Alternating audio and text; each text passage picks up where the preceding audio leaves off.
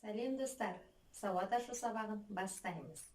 Балалар, мына экранға назар аударсаңдар, не көріп тұрсыңдар? Бұл қандай жануар? Дұрыс, бұл түйе жануары. Түйенің төлін қалай атайды? Дұрыс айтасыңдар, түйенің төлін бота деп атайды. Ал осы түйенің сүтіне не жасалатынын білесіңдер ме? Олай болса балалар, мына бейнефильмге назар аударайық. Алматы облысының Жамбыл ауданындағы бұл қожалықта 240 бас түйе бар. Мұнда мал бағудың дәстүрлі әдісі сақталған. Зоотехникалық нормаға сай, 4 түліктің төресі жасы мен жынысына қарай 3 топқа бөлінген. Түлікті осылай жеке-жеке өсірудің арқасында мал әркез күйлі. Мұнда түйенің екі өркешті аруана тұқым өсіріледі. Қазір оның 90 басы сауын түйе. Бұлар күніне 3 рет сауылып, әр түйе орта есеппен 3-5 литр сүт береді. Негізі түйе сүті де шұбатта +2-ден +6 градус аралығында сақталу тиіс дейді мамандар. Әйтпесе іріп кетеді. Тиісті талапты сақтайтын қожалық бір күнде 300-350 литр сүт өндіріп, оны өздерінің цехында өңдейді. Шикізат өңделместен бұрын әуелі зертханада жіті тексеріліп, пастерлеуден өтеді. Бұл дегеніміз сүтті 65 градусқа дейін қыздырып, бактериядан тазарту. Сосын барып шикізатты ашыту үшін оған ашытқы қосылады. Бұл цехта күніне 3-3,5 тонна шұбат өндіріледі. Ұлттық сусын дайын болғаннан кейін де саудаға шықпай тұрып, зертханада тағы да тексеріледі. Яғни сапа басты назарда. Жалпы осындай өңдеуден өтетін түйе сүті 7-8 сағаттан соң шұбатқа айналады.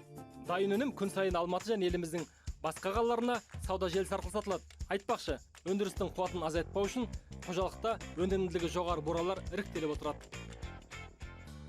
Қазір шұбатқа деген сұраныстың жыл сайын артып келе жатқаны белгілі.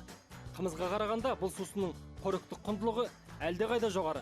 Түйе сүті бие сүтінен 3 есе майлы, ал оның құрамындағы инсулин қант диабетінің алдын алады. Алайда шұбаттың пайдалы екенін білсек те, елімізде бұл сусынмен айналысатын арнайы ғылыми зерттеу орталықтары әлі күнге жоқ. Әйтпесе, елімізде түйе шаруашылығының әлеуеті жоғары. Кезінде Қазақстанда миллионға тарта дала кемесі болса, қазір түйе саны 7 есеге кеміген. Сол себепті бүгінде асыл тұқымды түлектің үлесін арттырып, ұлттық сусын өндірудің технологиясын дамыту қажет. Сонда ғана шұбат қазақстандықтардың рационнан лайықты орын алумен бірге еліміздің халықаралық нарықта брендеде болады. Тамаша балалар, бейнефильмді тамашаладық.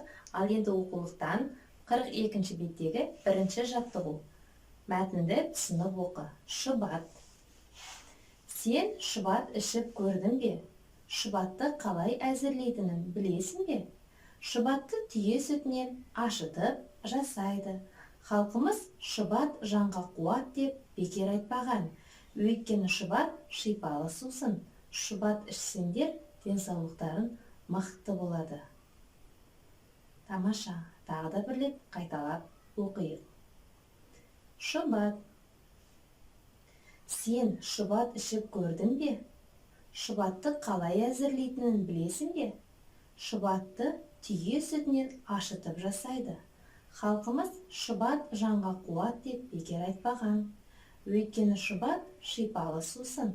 Шұбат ішсеңдер денсаулықтарын мықты болады. Тамаша.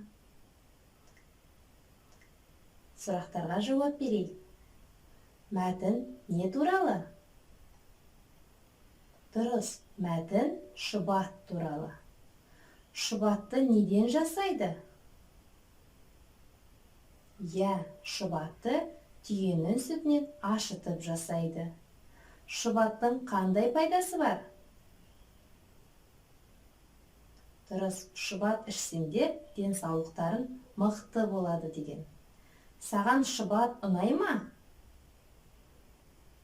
Тамаша балалар, мәтінді оқыдық, сұрақтарымызға жауап бердік. Олай болса, келесі жаттығуға көшейік. Екінші жаттығу жаңылтпашты жатқа жаз. Олай болса балалар, жазуға көшпес бұрын жаңылтпашты бірге жаттайық. Түйе маған шұбат береді, шұбат маған қуат береді. Қайталаймыз. Түйе маған шұбат береді, шұбат маған қуат береді. Жылдамырақ. Түйе маған шұбат береді, шұбат маған қуат береді. Тағы да жылдамырақ. Түйе маған шұбат береді, шұбат маған қуат береді. Тамаша балалар, жарайсыңдар. Балалар, ал үшінші жаттығуда ребусты шеш және шешуіндегі сөздерден 2-3 сөйлем құра.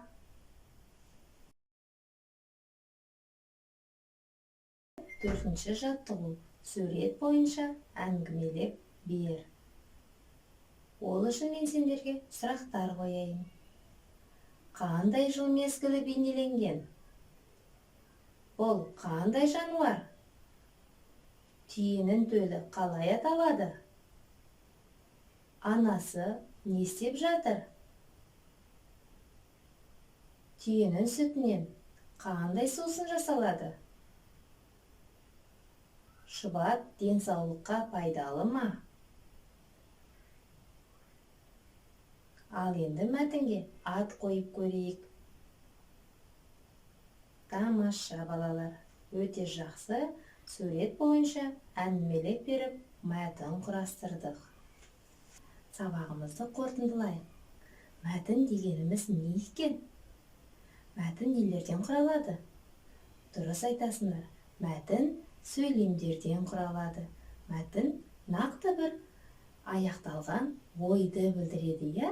Мәтіннің басы, ортасы және соңы болады. Тамаша. Келесі кездескенше сау болыңдар.